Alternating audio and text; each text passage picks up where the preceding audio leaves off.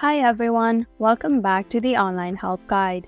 I'll take you through the Zerion wallet app installation process in today's tutorial. To begin with, open Play Store on your device. Tap on the search bar at the top.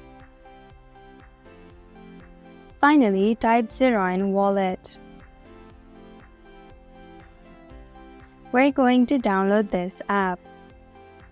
The installation process can be initiated by simply tapping on the install icon.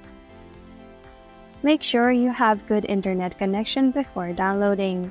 Now allow it to download. After the download is finished, tap on Open.